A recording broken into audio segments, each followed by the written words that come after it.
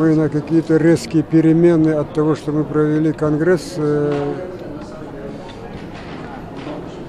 не ожидаем, но абсолютно уверены в том, что здесь сделан шаг в правильном направлении. Мы мобилизовали всю крымско-татарскую диаспору, они увиделись с представителями народа, который проживает на своей земле. И очень нам отрадно, что точка зрения по поводу ситуации, сложившейся на нашей земле, полностью совпала. Главная наша цель – это освобождение нашей земли от оккупации и восстановление территориальной целостности Украины.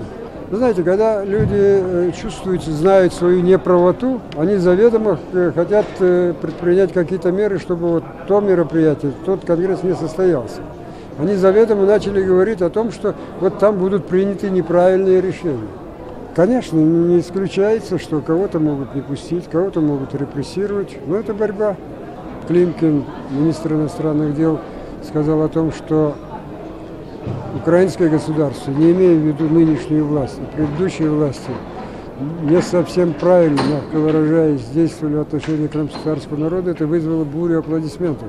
Люди были тронуты, что государство находит смелости назвать вещи своими именами. Президент Всемирного конгресса, он волевые решения принимать не может. Поэтому то, что там я или Чубаров, большой разницы нет.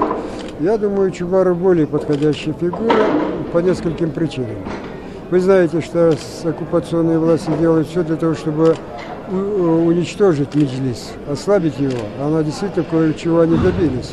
Председатель Меджлиса не может заехать на свою родину, его первый заместитель под арестом, против многих членов Меджлиса возбуждены уголовные дела. То есть оккупационные власти пытаются парализовать деятельность Меджлиса. Но Меджлис – высший представительный орган нашей нации. И выше Меджлиса, выше Курултая ничего не может быть. И поэтому, давая полномочия президента Всемирной организации крымских татар, мы усиливаем Меджлис.